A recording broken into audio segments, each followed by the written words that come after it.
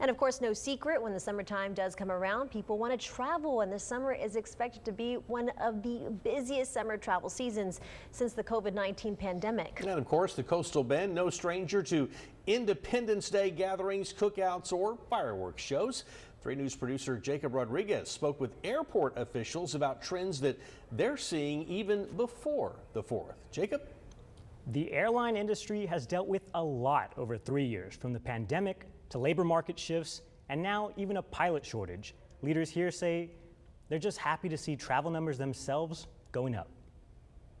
4th of July weekend travel is already underway, but even before then, CCIA staff had a lot to brag about. Our travel numbers for the last 2 months have been outstanding, especially compared to our 2020 levels and even our 2019 levels. For 3 years, the airline industry has faced a lot, but CCIA's Deputy Director Tyler Miller says they have a rare message of success across the board. In fact, our 2019 levels are only 300 passengers ahead of where we are today. So we're only 300 people behind year-wide, year-to-date, from where we were pre-COVID pandemic. Our recovery is going along really smoothly.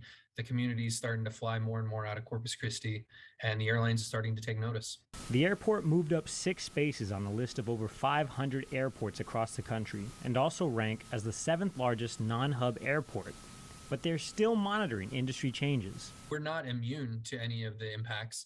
We're fighting a lot of those external factors, though, right? A lot of the industry is not doing so well because of the high fuel prices, because of high ticket prices. Airlines in general are more expensive than they were a year or 2 ago. And there is a perception right now that air travel is getting more and more expensive, and it's not as friendly as going on a road trip instead. And if you think you can save a buck by driving out of town and flying out of a bigger airport, they have a message for you too. Now people are thinking twice about driving 2.5 hours north to fly out of another airport.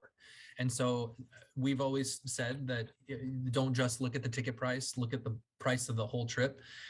Consider tolls, parking, your time, the mileage on your car, and of course, gas.